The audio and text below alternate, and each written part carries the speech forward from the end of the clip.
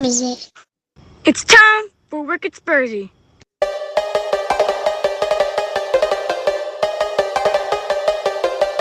Now call me real bro. Say no like to back and talk. Land to your fucking head. Do that for what let me say.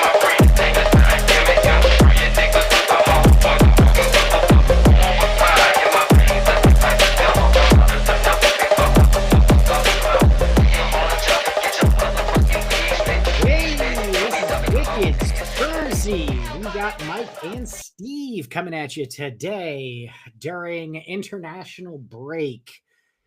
Mike, how you doing, man? Steve, I'm still a little bit upset that I was abandoned last week. Um, just utterly abandoned. Um, You can blame this little shithead deciding shit. I don't even care if it's food. I'm gonna eat it anyway. Stupid fucking dog. yeah. Well, yeah. My dog. We were planning on recording a little bit earlier, but my dog just decided that he was going to knock a glass over on our stone walkway, and then of course everybody ran except for my wife and I, and we cleaned everything up. Other than that, Steve, things are great. Got my first tattoo this weekend. Yeah, Uh, I saw. yeah, a little up the green, up the fucking green in the state of Vermont. So and put our star on there for our national championship. Invincibles. The I just got my Invincibles. T-shirt. I'm happy I with that. did just get my T-shirt today too. I got a nice little handwritten note from the owners, which was nice. Um, and it's just let the good times roll. I mean, the good feelings keep coming, man. I think that hopefully any day now we're going to get an announcement about season tickets for next year, I hope so. I've been as looking they forward to continue to that for so negotiate with the long. University of Vermont. So we'll see what happens, man. It's interesting times we live in, um, especially around North London, right? Yeah, I suppose. I mean, even though we're on international break, there's still a bunch of stuff coming out in and around the grounds. I mean, Some of that's it what happens, you know. That's big, what happens. some of it International break small. happens. Something happens, in North London. Yeah, this one kind of a bombshell though. Yeah, Radu Dragic back in training. I mean, who saw that coming? Oh, I'm sorry. I'm sure you want to talk about the bald financial guru Daniel Levy I mean, as I he mean, yeah, I left. mean, listen. Obviously, that's what every single podcast is talking about right now. But you know what? We're not here to analyze all the other podcasts. That's Ian's job, over at Pod Very and true. Podspur. And Uh, look, all I want to say about it is it. I mean, it had to happen eventually, right? He's been in place for so long. At some point, there was going to be a change. The only thing that really is distressing about it is the fucking supporters trust. Their whiny ass response to it. I mean, it really makes me feel like there needs to be a second Tottenham Hotspur supporters trust that actually represents fans and aren't a bunch of self-indulgent wankers. well, I mean, I feel like that with the supporters trust, like, they, leadership there changed hands a few years ago, a couple of years ago, right? Because the current leadership didn't feel like the previous leadership was doing enough to support the fans, and to support the vision and wants and needs of the fans. And Yeah, but only obviously, a small subset of fans, well, not I the mean, broad demographic.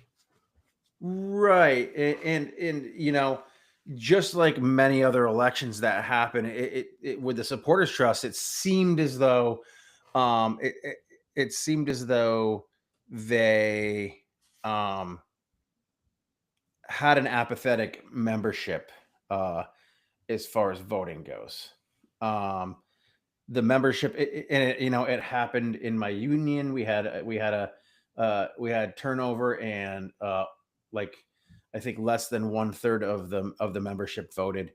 Um, and we had a turnover in leadership that was quite surprising at the time. And so when you have a change in leadership, you have a different vision, right? Generally, and you try and press your vision and impress your vision on the new as the new leadership onto the membership.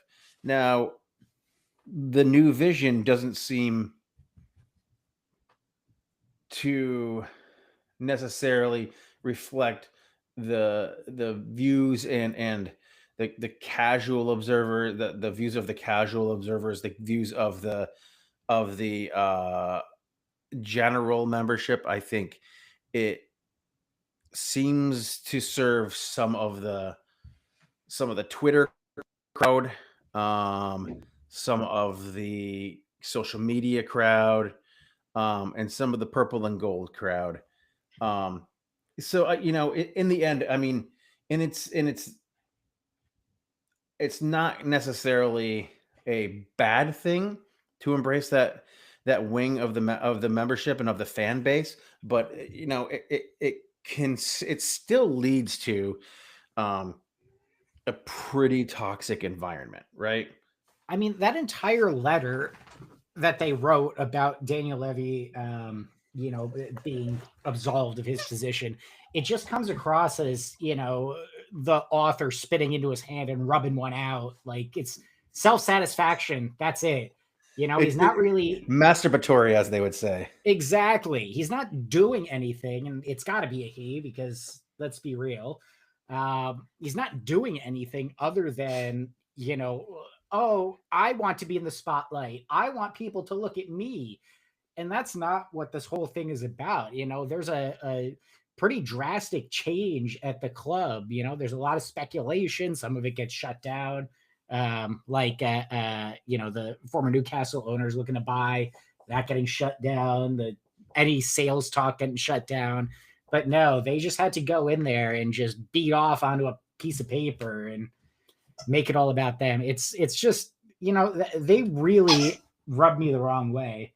Kind of like this dog with the goddamn chew toy. Just look at me, look at me, look at me. No, the rest of us have other things that we care about, like goddamn.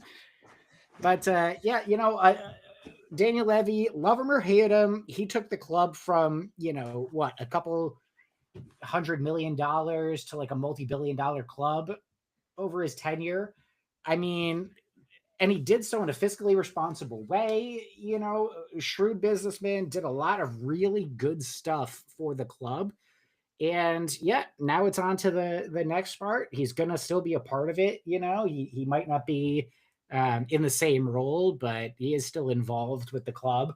So it's not like he's going away completely to wither on Joe Lewis's yacht in the Bahamas.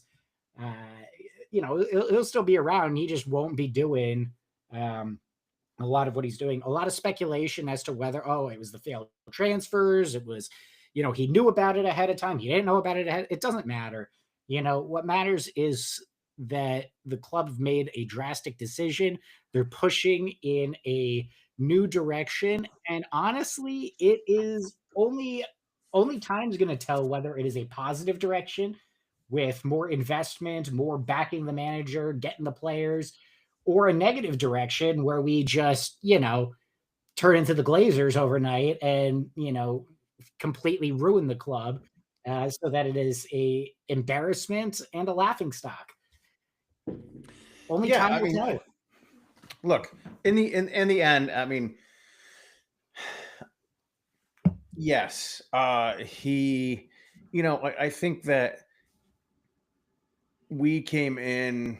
I mean, this group of us, um, myself, you, Dave, came in with uh, clear eyes, full hearts, right? Um, so we came in that way. We came in to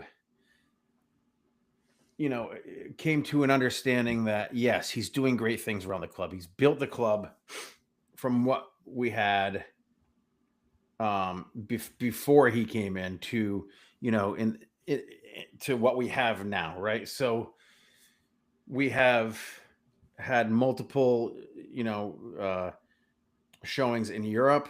Um, we've won a couple of trophies. Um, we have, you know, built the biggest and best stadium in the world. We got fucking go karts. We brought the NFL in. He brought the NFL in. Like he has been responsible for a lot of the stuff that has made this club one of the top 10, one of the top 10 richest clubs in the world, right? So when you're looking at it in those terms, you know, I mean, you have to say that he was financially a success. We have never been in trouble with financial fair play rules, whether it's in Europe or whether it's in England themselves. Um, you know, Obviously Joe Lewis, who, for what it's worth, Joe Lewis is a billionaire, and his family now wants a piece of this, but Joe Lewis had really no hand in the day-to-day operations of Tottenham. um sure, Levy was responsible for a lot of the business side that was successful, but he was also a part of a lot of the unsuccessful um unsuccessful transfer sagas that have happened, right? Mhm. Um, his way of dealing through his business transactions doesn't work when you're dealing with transactions for players in a sporting arena. Look at the way that, I mean, it is kind of, and whether the European fans want to admit it or not, it is going more toward an American model of buying and selling players, where you spend a lot of money, you amortize their contracts, you amortize the payments to the other clubs, um, in order to get a player in now. So there's going to be long term success and sustainability, um, long term money coming into these other clubs for these high priced players. Now, whether that is going to be a successful strategy in the future, who knows? But like, that is the way it was going, and Daniel Levy wasn't playing that game, right? He didn't want to play that game. He was always searching for the better deal, and it was like it became an ego thing, right? He's always looking for that better deal, and you might be able to do business that way, but you can't buy and sell players that way, and so it just didn't work. And now that we have Vinay taking over, right? Um, in sort of that role, I think that and Prodigy is coming back, and I think you're going to have a big changeover, and I hope we see a big changeover, because like for so long we had Daniel putting the business side first, where now we just need to have the footballing side come first, right? We have to be front foot forward on putting our money and the club's money um into the product on the field versus the product that's off the field, right? versus Absolutely. versus the outside of what happens. So we have to focus on what we put directly onto the field. Absolutely. And the one last thing that I'll say is, love him or hate him, I do think that fans can get a little bit, grass is always greener. They think that they see a better option until it comes, right? I mean, for those people who have been, Levy out for so long, now is the time to see whether or not that was a good thing, or if you're going to start looking backwards and thinking, well, shit, maybe I was overreacting. I will agree that a lot of the transfer dealings needed to, have his hands off of them. But like I said, right, it's just a matter of time before we learn whether it was a smart decision or if we're going to end up in an unfortunate situation where we're looking back thinking about the good old days. But I also want to bring some attention to another ego in the league, considering Forrest literally sacked Nuno, like officially. They have sacked him. Their owner is a complete twat. Like, what an absolute dipshit. I mean, from his dealings with Tottenham, uh, through like forcing Morgan Gibbs White, probably, hanging him over a balcony to sign a contract. I mean, the guy's a fucking criminal, right? Absolutely no, like not even a joke. He's legitimately an evil person. Right. So, I mean, when you're looking at it that way, like, Nuno had and I'll give him the credit. Like, he wasn't able to understand what he had in some of the players in Tottenham. He was bullied and pushed around by Daniel Levy, however you pronounce it, however you want to pronounce it. Everybody pronounces it differently, but he was pushed around by Levy. As were a bunch of other managers, right? But he was able to be bullied. He's able to be bullied by Marinakis, and for what it's worth, I think what Nuno did there last year was nothing short of a miracle. Like, he had them in line for top four for how long? For a good section of the season, right down to the very end where they kind of just fell apart. But they're about to start their first European campaign in forever. Right. Exactly. And now they don't have a manager. Now they don't have a manager, which maybe brings the Greek signs a Greek. Who knows? Could you imagine though, just Ange coming into that Nottingham side? That would be something. It would be interesting. It would be interesting to see what happens there, without like a lot of really good proven players. I think they would have an opportunity to do something neat, do something a little special. But in the end, I think yes, it would end up falling apart as well. Just to bring it back to Spurs, it's been international break, so we haven't had any games, but there have been quite a number of interesting pieces about some of the players. A couple that I want to touch on. First, because I already mentioned it, Dragusin back in training. There's another center back. I think Frank had mentioned that it was a bit earlier than he expected. But that could be an interesting one, especially since we start opening up to multiple campaigns next week, right? We've got our game on Saturday, and then we look ahead to Villarreal, and then we start getting into that rhythm of 2 games a week coming up. It's a good time to have a guy like Dragusin back. Do you think he's somebody who could thrive under Thomas Frank? Yeah, I think I mean, it's not going to be an easy road for him coming back from a knee injury like that. I mean, obviously I'm not a world class anything, but I have had a knee injury similar to that, and it ended my career as an athlete, as a student athlete, right?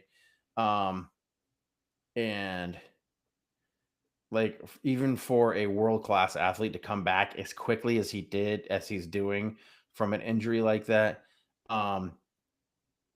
look, man, I give the guy all the credit, but my thought is don't come back too quickly, man.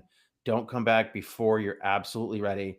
I don't care, and it doesn't seem that Frank is going to be one of these coaches who pushes you to come back. We don't need you right now. Please, please, please take your time coming back. We have Yeah, Kevin, you know, we have exactly. Back to training, but we we still, have we've Ben got Davis for God's sake.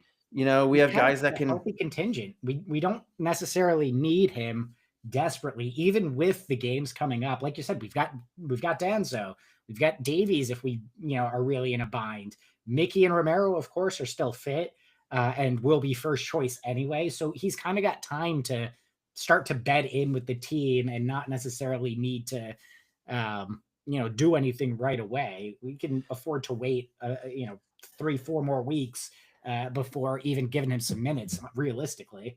realistically, yeah. And what really sucks about this league and about the system and the setup in Europe is that there's no like minor league setup where he can't just go to like the U21s, right? And do some rehab assignments, right? He can't just like get his legs back under him. He has to do that through training, through the training process and getting back, getting his legs under him, a few minutes at a time and in real game situations.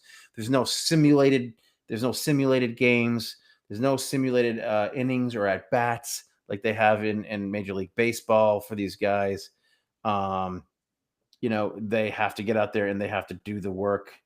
Um, and hopefully that when they come back they don't get re-injured immediately. Dragushin is, I think when he does come back though, I think he is going to be an asset. I think that I think he could thrive in this type of a system. We talked about a lot about how he wasn't the type of player who can play in an Ange type system. He's a traditional center back.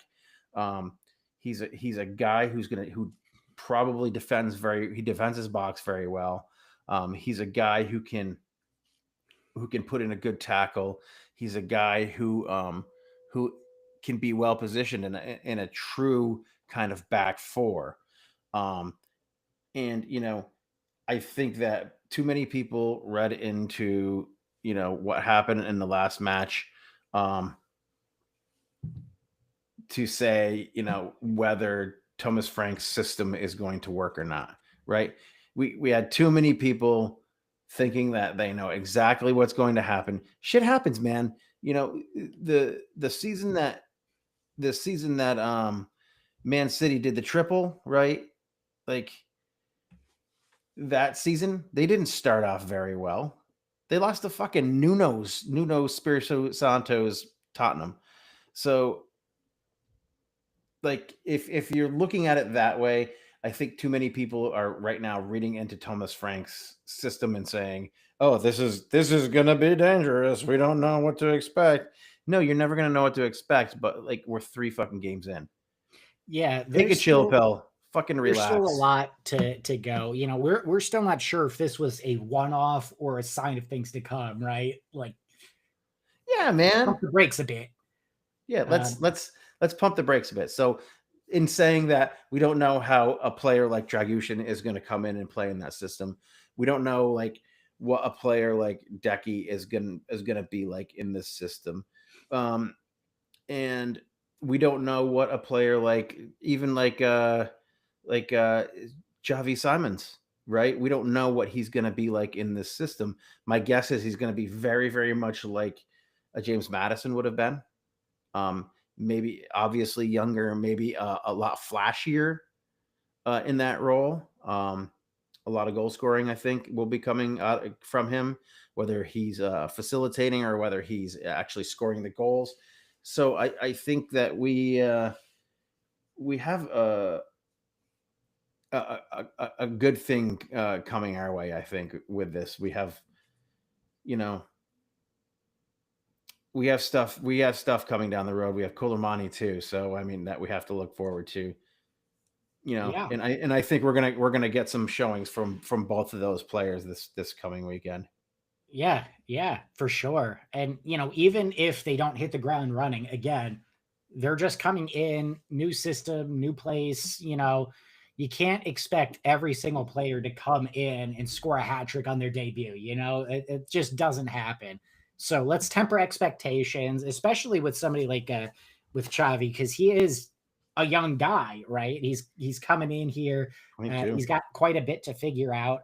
Maybe he picks it up quickly. Maybe it takes him a couple of games, but again, just settle down, temper your expectations. It would be great if he hit the ground running, but honestly, I'm not expecting it. I'm expecting him to go out there, give it his all, whether it's a start at the weekend or a substitute performance, but I'm not expecting him to take the team on his shoulders and start winning things by himself, right? He's still trying to gel in.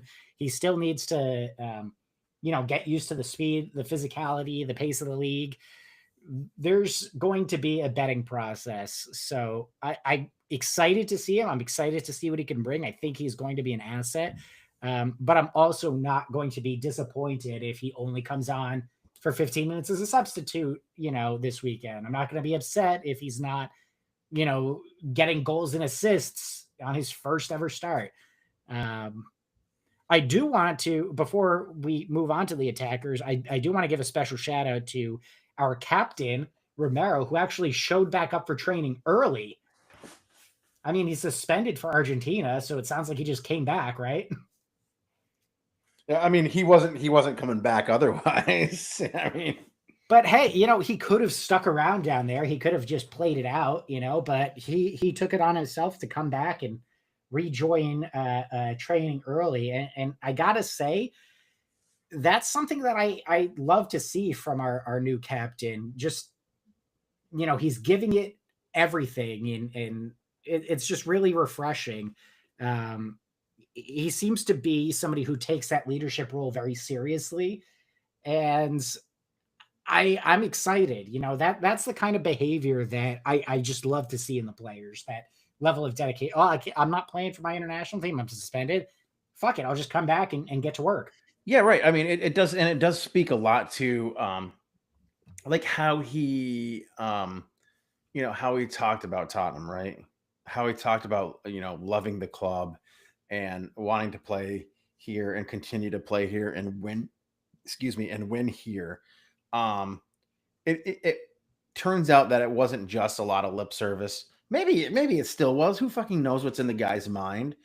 Maybe he was just playing for a big contract so that, you know, if or when he tries to force himself out of the team or has to, like he continues to get those big wages and doesn't have to haggle over that if Tottenham decide to sell him on, right?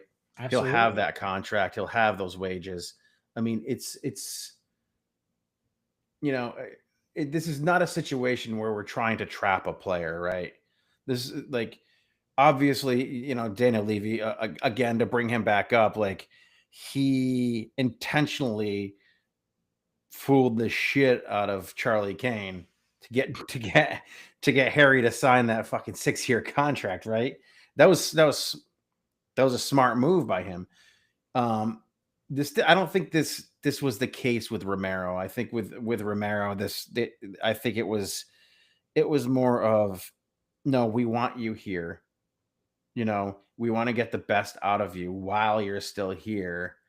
And if you happen to move on, we're going to make sure we can guarantee that we're going to get our money and you're going to get your money.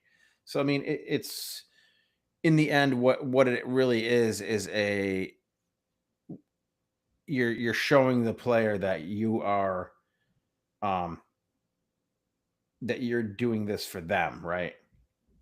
Yeah. Yeah, absolutely. And he's somebody who definitely deserved it. Um, I will say that this transitions nicely into my next player because speaking of getting the best out of somebody, I don't know if you saw the interview, but Matthias Tell apparently spoke about the phone call that he got saying he wasn't going to be in the Champions League squad. And there's a kid who, he took it on the chin and just was super professional about it. He's not throwing a tantrum. He's not, making a big deal about it. It's just, look, it's disappointing. Yeah, it sucked. It hurt, but I still need to put my head down. I need to do my best. I need to show the performances that people expect of me, and maybe next time I can be included. It's sort of that sort of thing. And again, you got to remember, he's a young kid too, right? He's going to have plenty of opportunity throughout his career to play Champions League. And, maybe he works his way into the squad by the time we have to register again in what, January or whatever it is. So Maybe I there are just, I really injuries that love happen, seeing. right? That's how Jed Spence got into the Europa League. Exactly. Like, Exactly. look, It's look, professionalism, and that's yeah, something you don't and always see with these young kids. and tell for being well, he's still a teenager, right? Is he 19, 20 years old now? I think he's still 19. Yeah, right. So I mean, either way, like, Check. No, he's 20. he's 20. Okay, so what? If the problem is that the team was, and this goes back to some Levy stuff where, you know, we were shooting for somebody like Eze because of, or shooting like for somebody like Gahey, or those players of that ilk because they are English players, right? We're trying to make plays for English players because we have an issue with homegrown players. We have or not homegrown players necessarily, but club trained players, right?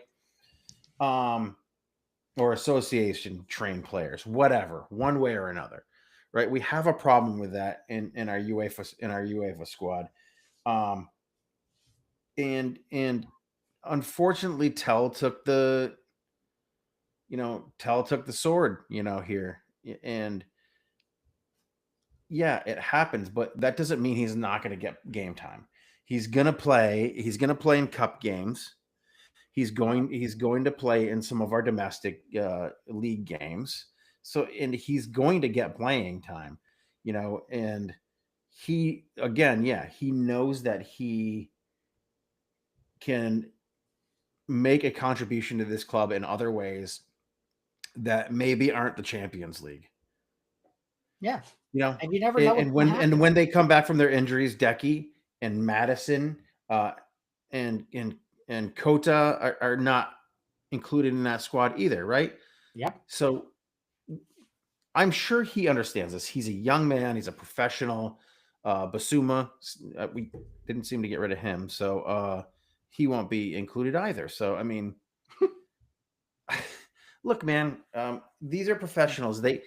I'm sure they want to be playing at the highest levels, but they just always can't just do it, right? It doesn't always work out for them. Yeah, but that's what I like about his attitude, right? There are players out there who are like, "Well, I'm not going to play, then fuck you. I'm not giving any effort." But he's kind of the opposite. I mean, he went out, I think, just today and scored at least 2 goals for the French U21s. So it's not like he's sulking. It's not like he's making a big stink about it. He's doing exactly what you would expect.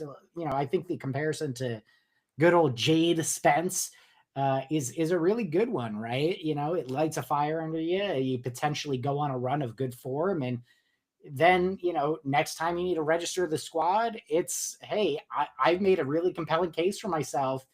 And like you mentioned, right, we've got guys like Decky, like Madison, who you would expect are going to come back and want to fight for positions in that Champions League roster as well. Not everybody is going to get to make it. We've got a pretty big squad. Like you said, there are some players like Basuma who we could not get rid of. Somebody's going to need to, sit out. It's unfortunate, but that's the reality of it. And all you can do as a player, well, you've got 2 paths, right? You can be a whiny bitch about it and, throw a tantrum and work yourself completely out of favor to force a transfer somewhere else, or head down, work hard, perform well, and give Frank something to think about next time he needs to make a decision like that. And look, I mean, this happens to a lot of young players. A lot of young players. You don't hit well, and I'll make an American equivalent right here, a Vermont equivalent right here. If you are North Carolina equivalent, I guess, if you want to, but Vermont Green's own O'Malley, right? Young man, still in college, like barely 20 years old, plays 1 season at Vermont Green, gets drafted number 9 overall in the MLS Super Draft, right? He gets drafted by a brand new expansion team in St. Louis. And it just doesn't work out for him right away, right?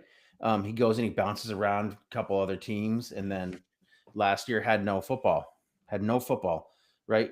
Gets another shot in Vermont, and he comes down, head down, works hard, makes the most of it, and now he's out there training with Revs too, right?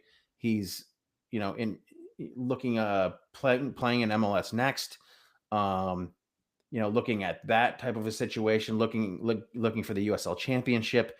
He's going to make his way back to the MLS. It's just going to take a few seconds. He has the talent to do it.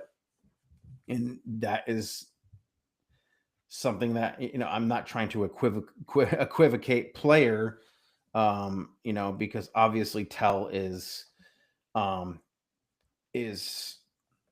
generational talent. It's just going to take time for him to work his way back there. And it's going to take a lot of hard work and determination. And if he decides to and put his head down and do it, he doesn't strike me as a guy who's going to cause trouble over shit.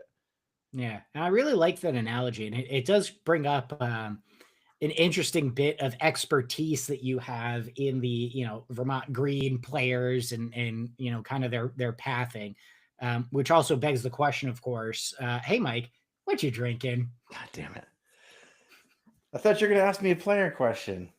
I know. I just fucking Giorgio Provo made his way to the Las Vegas Lights, playing in the USL Championship. He finally got out of the fucking purgatory, that 10-team Canadian Premier League purgatory, and found himself in a good, strong, up and coming league in the USL Championship. So, yes, congratulations, Giorgio Provo. You're now with your ex-teammate, Nate Jones, who has been loaned from Colorado. So, hey, Mike, what you drinking? Well, Steve, I love it when you ask that question. I very narrowly did this last week on the podcast that I did by myself with no one else. Yeah. All by myself. Ooh, I see Long Trail. I'm gonna do this. Oh, come on. Is it that time of year already? It is, Steve. In fact, not this weekend, but the weekend after, my family and I, whether they like it or not, we'll be going apple picking. Oh, we did that last weekend. Oh, fun. Or this past weekend. They only had You get the Macintoshes? You got to get the Macintoshes. We had just had the Macintoshes up at Hackett's, but it was a beautiful weekend for it. Did you get a cider slushy at Hackett's? I got my cider donuts. Okay, there you go. I cannot go a fall without a good cider donut. Got a dozen of them. Isaac and I snacked on them all weekend. It's just such a good time. But pumpkin, man, ugh. That just... I know, Steve. I know. You have your Ugg boots on too?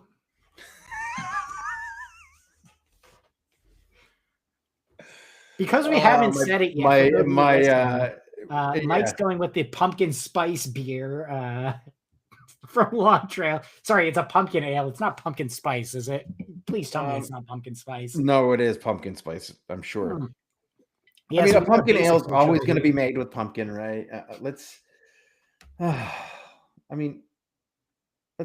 about this. Okay, so as I pour this, pumpkin ales are a traditional. They're not a traditional anything, but they're traditional for an American ale brewed with pumpkins, brewed with actual pumpkin and some pumpkin spices. You'll see it has a darker biscuity type head on it. They're typically like an amber color, so like an amber ale would have. Generally, they're a bit hazy, off-white. This comes from Long Trail, so they run everything through the bright tanks. They're going to take all that haziness out of there unless they're leaving it there intentionally. they're going to have clove, ginger, all that bullshit in it. It's not just going to be pumpkin.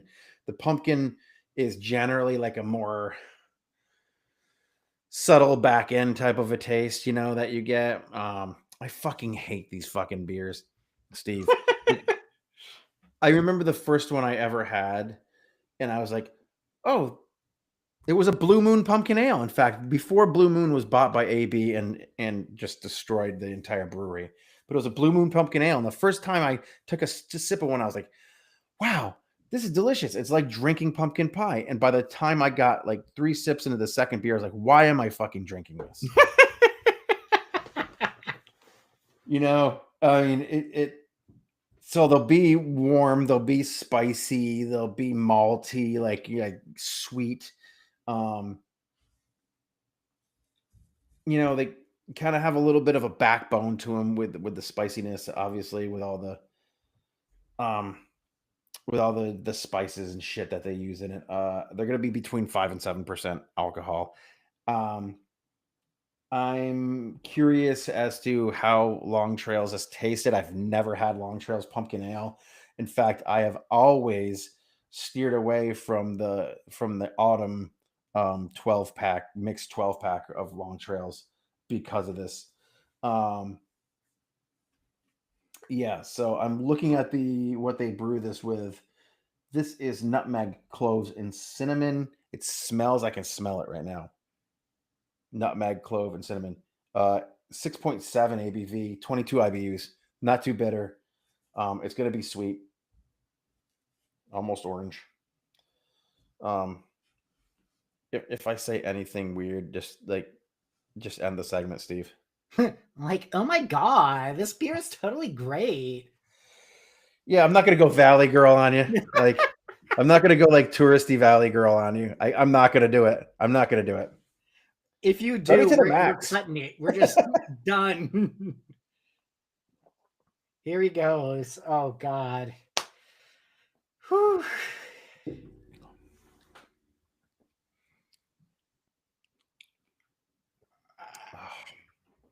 Oh, that looked painful. Yeah, I mean, it's okay. I think that, like, it probably... the spices are overpowering. I don't get any pumpkin in there at all. It tastes like pumpkin pie, but like it's trying too hard. I don't like it at all. I don't like Steve, I don't like it. I knew going in I wasn't going to like it. I should have kept an open mind. I really should have. I mean, it's okay. It's just okay. It's not good. It's not... I wouldn't suggest anybody go out and buy a bunch of this shit. Everybody's like, oh my God, it is time for pumpkin everything. I saw somebody the pumpkin spice latte come into work the other day, and I was very upset. I don't like seasonal beers generally, unless you're like... I like a winter warmer type of a beer. Winter warmer is like a Christmas ale. I like Christmas ales. I'm not gonna lie about that. I like the flavor. I like the clove. I like the ginger. I like things like that. But as soon as pumpkin touches it, it's just not what I want. You know what? I bet this beer would be really good if it were like in a nice creamy stout. Yeah. I don't know, man. I don't like it. I don't like it, Steve. I don't blame you. You're the wrong demographic for that kind of beer.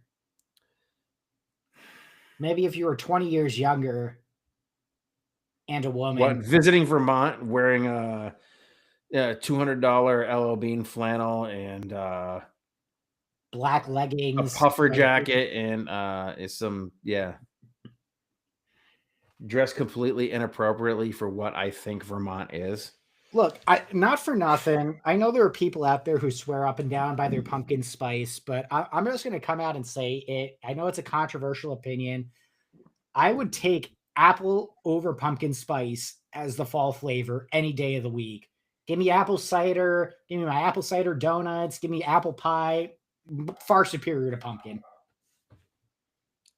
Well, you know what? Maybe Maybe next week we'll do a cider. Or the All week right, after. so Let's do the week after. Maybe I'll find myself a cider at one of these orchards we go to. Maybe we there's won't some. even go to Hackett's this year. I don't know. Yeah, I mean, I personally I love Hackett's. It's just a beautiful place. It's conveniently located for me. Um, and we typically like I've seen it there where it gets really busy, but I tend to go where it's just the two of us and we get a Well, free. they got two orchards right there too. It's Yeah, what's the there's other one another there? one. I don't know. I've never Yeah, yeah. been. But Isaac got his private tractor ride because we were the only two people there early enough. So he was Awesome. excited and that's always good for me. But anyway, this has been Hey Mike, pumpkin spice ale from Long Trail. You didn't even let me give you a rating. Oh please. God, now I've got to think. And am I gonna put words in your mouth? Probably, but I'm ready. You ready? Yep. 2.9. Damn it. I had 2.5. I mean, I'm sure it's probably fine. I'm sure it's okay.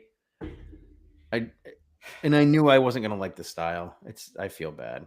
Well, I you feel bad for wasting tried. everybody's time with this. You tried, and that's what matters.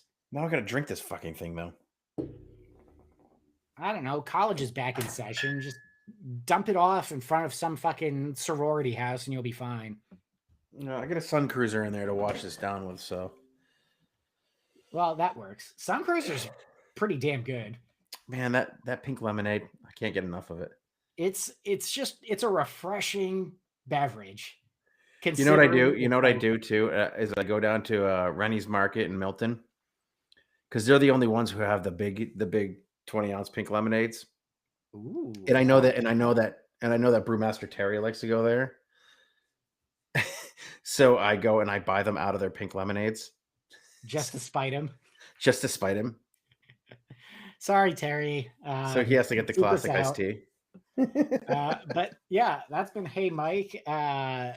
Looking ahead now, we actually have Spurs back in action at the weekend Holy shit. after what seems like an eternity. I'm excited to see them again, especially because I'm of the opinion that last time out was a fluke. But we are away at Wet Spam.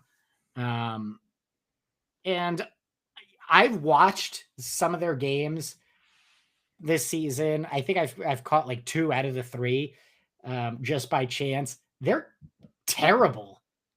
Just Mhm. just terrible. Like and that makes me nervous because they always play us like it's a fucking European Cup final. But this is one of those games where in theory we just win. They're just that bad. They're not good right now. Um, I'm concerned. I really am. I think it's going to be harder than I want it to be. But God, they look dreadful, absolutely dreadful. So we'll see if Spurs show up for it. But how do you feel? What are you thinking? How has Graham Potter not been fired? Has Graham Potter been fired? I don't think so. I mean, they did. They technically won their last game away to Nottingham Forest, but man, I mean, losing to Sunderland spectacularly, getting ripped to pieces by Chelsea. They lost to Wolves in the EFL Cup. I mean, they just have not looked good. And They maybe just won their last game though, didn't they? they did, but it's the same sort of situation that we're in. Is that a fluke or is it a sign of things to come, right? And based on the performances that I've seen, I didn't watch the Nottingham game. I saw the other two in the league, and what I saw was abysmal. So unless they really turned things around, I don't expect much from them. I They've mean, what got are you good expecting? players, but they've just looked terrible, man. What are you expecting for like from a lineup standpoint? I mean, obviously Kudus is going to start, right? Yep. Um, not just Richarlison be probably stays not up just front. be and I know Dave hates this, but not just because, it's the cute thing to do because he's playing against his old team. But I think he has to start. Um, which brings me to a point that I was going to make earlier is that like right now there are no undroppables. There's no such thing as an undroppable player, right? You play for whatever tactics that you have. You have a full squad, whatever tactics you think are going to work to make your team come out on top. Do you think Udogi starts? I don't. You don't. Nope. I think he's going to stick with Spence and Poro. Okay. So The obviously question mark then for me, the only real question mark for me, well, actually, I guess I have two. The first is whether or not we actually see a change at left wing, which I think we desperately need. I know Johnson scores goals, but literally that's it. He doesn't contribute anything else, which, yeah, I know people are going to say, yeah, but he scores goals. That's what you need. Well, luckily we have the additions of Koulibaly and Xavi Simons. that's why I'm sticking with Xavi. I'm not going to try. But We that's have the other we have the question mark. addition of X. Yeah. Does he start or does he sub on? I think he starts, but I don't know. It's an interesting situation. I do think that our defense is set. I think he's going to stick with Spence and Poro for now with Romero and Van de Ven in front of Vicario. I do think that we're going to see Bentancur in there. We'll probably see Paulinho in there. But then the question is, do we stick with Sar or do we put Xavi in at the 10? Do we put Kolumwani in or do we keep Johnson on the left? And honestly, I think Johnson needs to be a sub in the second half coming in on his preferred right. He can still score goals that way. Being speedy, being able to affect the game by running at tired legs, showing up in the right spot at the right time. We know that Xavi likes to facilitate. I think Colomani should probably start on the left, but I could see him being an impact sub for a Richarlison or for Richarlison up front, or vice versa. I mean, Richarlison wasn't nobody was affected in that last match. We'll just say that. But yep, we need some big changes, and if these big changes are going to happen, they're going to happen this coming weekend, and then we'll see what happens from there. I just think that yes, the back is set, and I think Paulinho is set there for this match in particular. But moving ahead, like moving further forward, yeah, I think Richarlison and maybe Kudus are the only two that are guaranteed up front. I think that's probably fair. Solanke, he still needs to work his way back into fitness. That dude seems like, going his entire career without injury until coming to Spurs, and now he feels like he's made of fucking glass. It's a tricky one, but Right? Yeah. I mean, and we also have to think about the fact that we have that match coming up against Villarreal too. 3 days later, right? Yep. So we have plenty of rotation options. We have the ability to make early subs, and I really think that I think Frank will be